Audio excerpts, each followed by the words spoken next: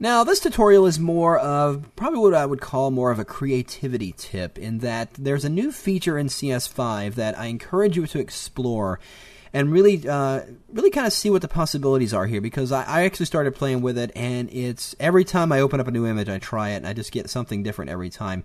And it is the new HDR toning feature that's available now inside Photoshop CS5. So I haven't really played around with actual HDR photography all that much. Matt has had some courses at Photoshop World, and I've toyed with it a little bit. But, I really come from the designer, artist background, and I haven't really found a place for HDR yet. And, of course, everybody's doing it. But they have this HDR toning feature now inside Photoshop. It's really kind of interesting. And like I said, it's more of a tip. I'm just going to show you a few examples of discoveries I've made using this feature. So here I have this image here that looks pretty good. It's just a basic shot. It's a basic stock image. But could look so much better by giving it a really cool grunge look. And that's exactly what this HDR toning feature is good for. Now, the way I approached this is I did not look at any of the literature or I didn't read anything about the HDR toning, because honestly I didn't want to know. Because there are features every now and then in Photoshop that you explore that you're not sure what they do, and sometimes it's good that you don't. You just want to mess around with the sliders and see what kind of results you get. And now, being a new feature, it's not going to work on every single image, but I got to be honest, almost every image I've tried this on, it gave me a pretty interesting effect almost every time. So let's have a look. So I've got this image open. I'm going to go into the image menu, to adjustments, and here you have HDR toning. Now, I do have to point this out. If you are trying to do this on an image that contains multiple layers, let's say I've made a duplicate of this, like your typical retouching fashion, I want to make a duplicate of my background layer because I don't want to affect the background layer. Then you go to Layer, Image Adjustments, HDR Toning.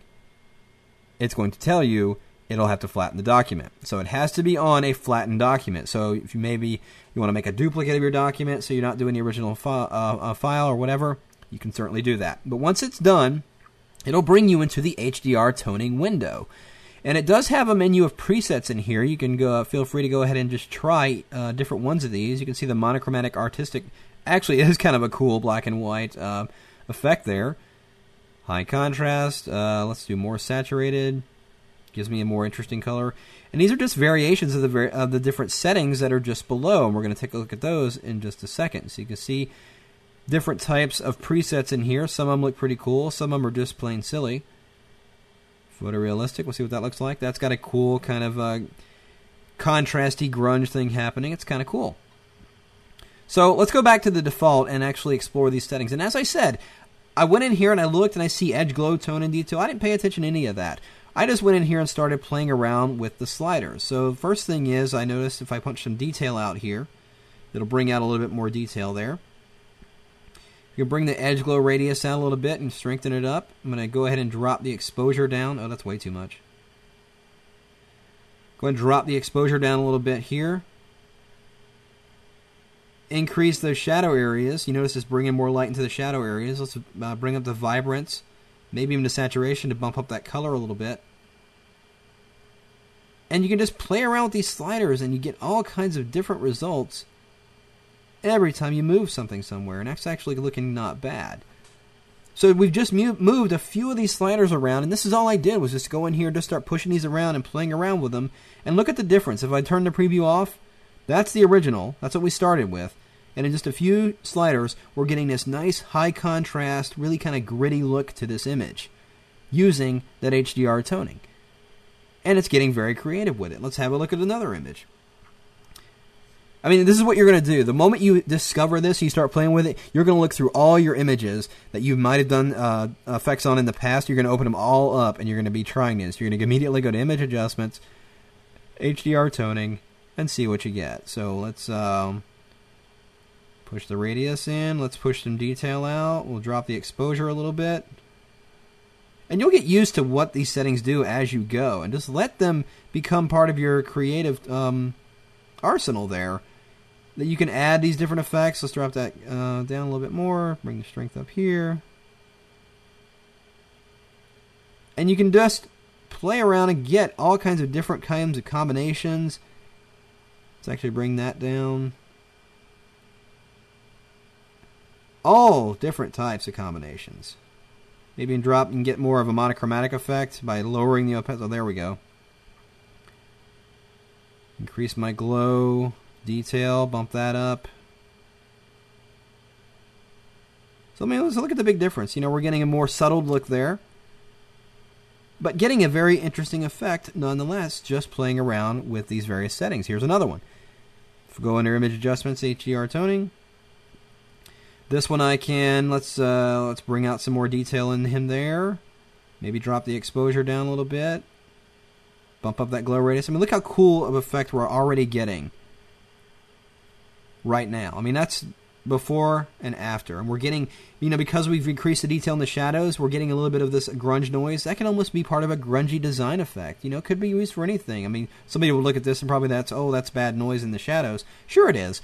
But if you're being creative and making this part of an overall design element, then there's no reason why it shouldn't be there and be part of the character of the image. Bring that exposure down, maybe increase that glow radius a little bit more. You want to be a little careful. Areas of the face here, you know, it's getting a little crazy in there, so let's drop down some of that detail. Bring back some of that area. So again, you're just experimenting with the various sliders and seeing what kind of results you're getting. And look at the before and after on that. We're getting a little bit more vibrance, a little bit more detail. Maybe bring out a little bit more detail in those shadows a little bit more. So many possibilities in just this one little window playing around with this HDR feature. And even after you've done a certain effect and you've applied it, you can even take it even further and do something like this. Maybe take that image over into this image that's got this texture on it and blend that via a blend mode, and you get the makings of a really cool, interesting design. By combining those HDR elements, let's remember this one over here, we got the nice high contrast. We can even make that even more punchy by putting a sharpening on it. Let's go down to the filter menu to sharpen, unsharp mask, and we can bring out a little bit more detail. It's got the amount at 100, radius at 1. Notice the difference there? Punching out a little bit more of that detail, giving me the more of that grunge look. And these are the kinds of looks photographers are after. These are the kind of things that they're looking for to apply to their work. And this HDR toning is really good for that. I mean, is it true HDR? No. But it's giving you very interesting results. So look at that. I just blend that image with that hard light blend mode and getting a really high contrast, really trendy, kind of grungy makings of a design right here. You can add some text elements in here and add just a whole bunch of cool things to get really cool images using that HDR toning. So the real lesson is here, play with that HDR. Go in there, try opening up different images, and once you get used to the settings and see what kind of things it will give you, you can see a tremendous amount of possibilities in getting some really, really interesting, cool HDR type art.